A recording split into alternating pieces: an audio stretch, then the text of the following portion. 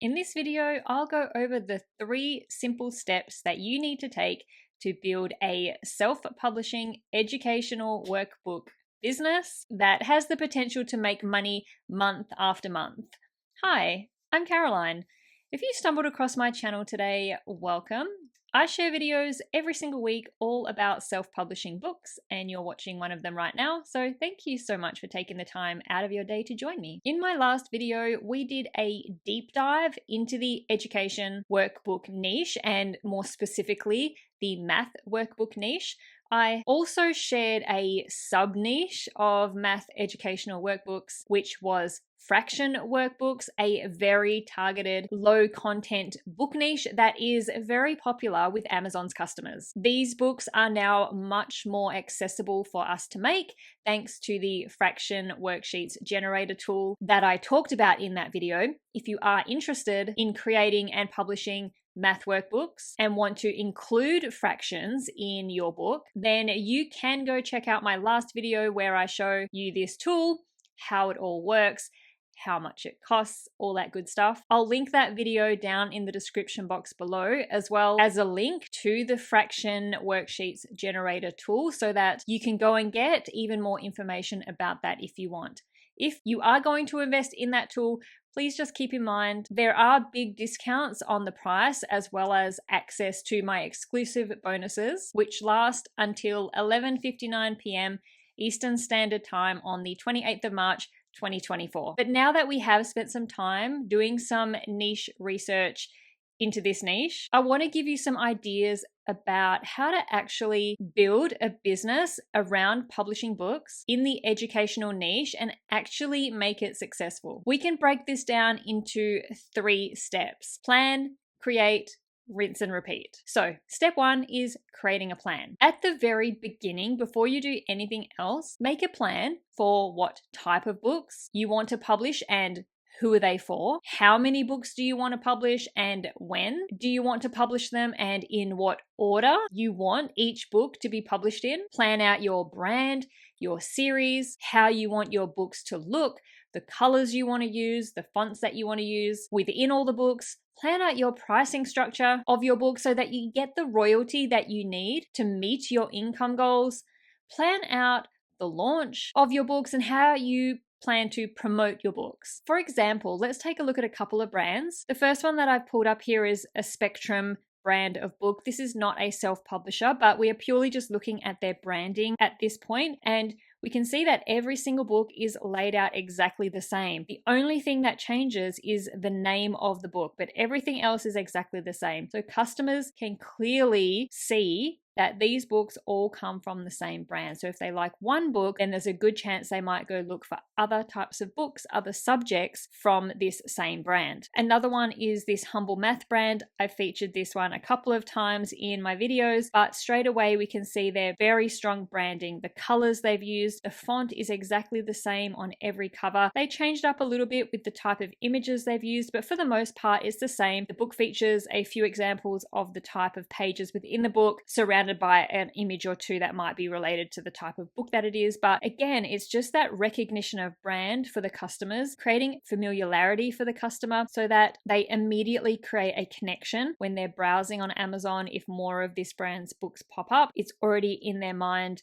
that they know what brand that is purely because of the way that they have planned out their branding. And another one that I came across that I just thought was really cool too was this Big Fat series of books, or Everything You Need to Know branding or series that they have done. But in terms of their branding, it is across every single book. They're using bright colors and the branding is in the text, in the font, in the way that they're laid out, the cover of their book. So the cover of every book is laid out the same to create this cohesive branding, this familiarity for the customer, this connection for the customer. And it might not seem like a big thing, but it's really just about creating an awareness and creating this connection for the customers. It also helps build up credibility and sort of gives the customer this trust that you are an expert in this particular niche or in that particular subject. Having a plan gives you a clear path on where you want to go. And a good way to do this is by something called reverse engineering. So this means that you decide on your end goal, whether that be how much money that you want to make, or whether that be how many books that you want to publish, and work back from here. So let's say that you have an income goal that eventually at some point you want to be earning $5,000 per month from your books based on the royalty that you are going to make from your books. So a royalty is how much you receive per book sold. Based on that royalty, how many books do you need to sell to make $5,000 per month? If, for example, you're making a $2 royalty per book sold, this means that you're going to need to sell 2,500 books per month to reach that $5,000 per month income goal. Now, once you have an idea of how many sales that you need to make each month, how many books is it going to take to reach that many sales? So not how many books are you going to sell, but how many books are you going to need in your series to reach those sales? For some of those lucky people out there, it might just be one. One book might make you $5,000 per month, but let's be realistic and let's say that you estimate that you can create a book that will sell on average around 200 copies per month. And so if this is the case, that will require you to create and publish over 12 books to meet that goal. Now, how long will it take you to reach that goal of $5,000 per month? An easy way to look at it is if you can create and publish one book per month, then it's going to take you 1 year to create enough books to help you reach the goal of $5,000 per month. Now, it isn't going to be as smooth sailing and as straightforward as that. Some books will sell more than you think, some will sell nothing. Sometimes it will take you more books than you think it will take to reach your income goals, sometimes less. But having a goal that you can reverse engineer is just a really great, really solid starting point. And being consistent, publishing your books and following along the plan that you set out for yourself means that over time, you'll get better at it. Your books will become better quality. You'll get faster as time goes on. You become more in tune with what you want your brand to be and what direction you want it to go in. You'll get more of an idea of what it is customers are looking for, and you'll also find more effective ways to promote and market your books, which takes us on to the next step, step 2, which is creating your books. Now, for me, creating the books is the fun part. When you are getting ready to create your books, do some research beforehand, and you can easily just do this by looking at what other books are currently available on Amazon within your niche. Look at the best-selling books and see if you can figure out what it is that makes them so popular. When we're looking at the math workbook niche, what type of math problems are the most popular? What do the books look like? What colors have these books and these brands used on their covers? Is this the reason why customers are picking them because of their eye-catching cover, or is it another reason? Is it because they have a lot of positive reviews? Read through those reviews. What are customers saying about these books? This is the best way to get an idea of what customers actually like and want in their books. If customers are constantly saying over and over that they love a certain thing about a book, then you'll want to include something similar in your book, as long as it's something that you wouldn't be blatantly copying from the other book. But don't just read the positive reviews. It is just as important to read the negative ones, maybe even more important. What is it that customers don't like about a book?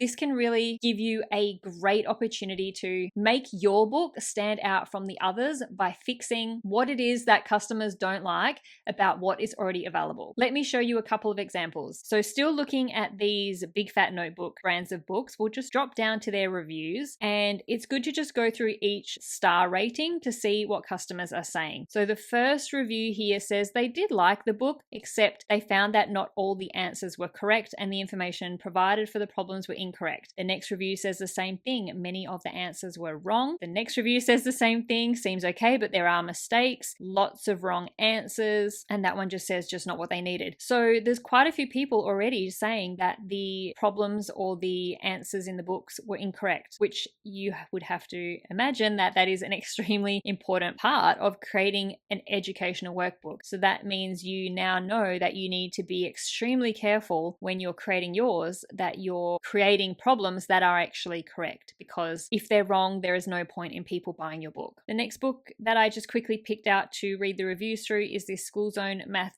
Basics 2 book, and we'll go through some of the negative reviews and see what people are saying. So this first review is saying that it's too easy for a second grader. So this book is aimed at second grade children, and they believe that it is not second grade level. This one says good exercises but too easy for their first grader. Not enough practices, so not enough pages, too thin. Someone else says the same thing. I wish it had more pages. Might be too easy for her daughter who's going to be in second grade. It's a little bit basic, would have preferred more challenges. Okay, so that's saying that some of these customers are finding that it maybe isn't suitable for kids that are in second grade. It's a little bit too easy and there needs to be maybe some more challenging problems in there. So that's something that you can keep in mind or note down, that when you create yours, that you need to make sure that the problems are suitable and appropriate for the age of the child or the person that you're targeting. And so you could go through and look inside this book, even purchase it if you want, to get an idea of what the problems are, so that you can make sure that if you want to create a book for a second grade level child, that you can make sure that your problems are a little bit more challenging and more suitable if customers are finding that these are too easy for that age of child. So although this is just a very quick look at a couple of books and their reviews and haven't looked at too many reviews, hopefully you can just sort of see already how you can really benefit from going through as many books as you can within your niche, going through the reviews and making notes about what customers love and what they don't love about books that are currently already available. And lastly, when you are creating your books, if you need to use any kind of specialized tools to help you create them, then invest in these tools. It will only help you create the highest quality books that you possibly can. And in the example of those negative reviews that we just looked at, one of those books had a few reviews saying that the problems were incorrect. Having a tool to help you create those problems is going to eliminate an issue like that. In the case of math workbooks that we have been talking about in this video and in my last video, you can use tools that will help you create math problems for you, like the fraction worksheets generator that I have been talking about in my last couple of videos. Imagine how long it would take you to create a whole book full of fraction problems and then making sure that you've done it all correctly, compared to having a tool that will create an entire book full of those math problems for you in just a few clicks. I have links down in the description box below of every single one of my videos to a whole bunch of different educational workbook tools, including the fraction worksheets generator, which is currently heavily discounted until the end of the 28th of March 2024. There is also links down to the measurements worksheets generator, time worksheets generator, plus tools for basic math problems like addition and subtraction, and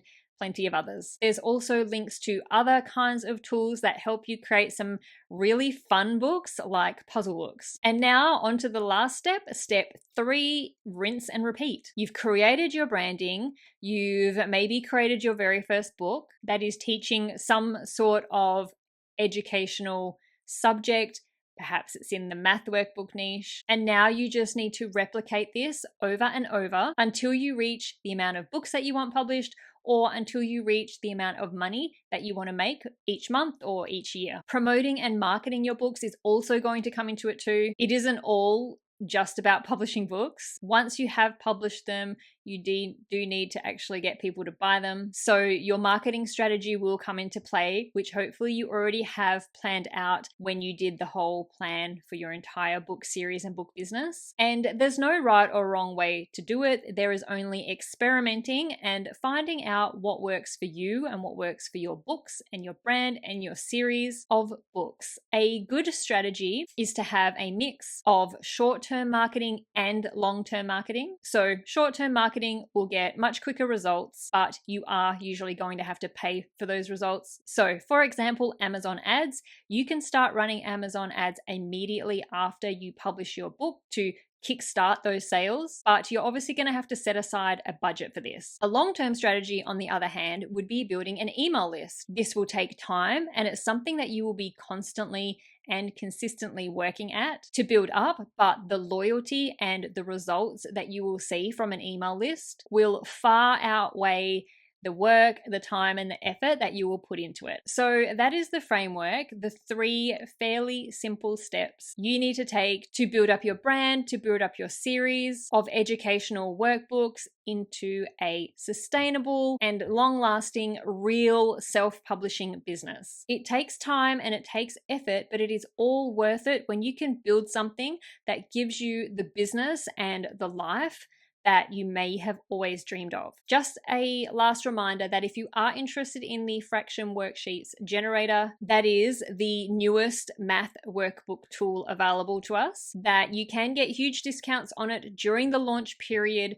which will last until 11:59 p.m. Eastern Standard Time on the 28th of March 2024. Plus, you also get access to my exclusive bonuses by buying during that launch period and using my link down in the description box below. That link will also take you to a page where you can get more information about the tool, what it does, how it can help you create these professional math workbooks that can compete with these big brands that have dominated this niche until now. Thank you so much for watching. I'll see you in the next video.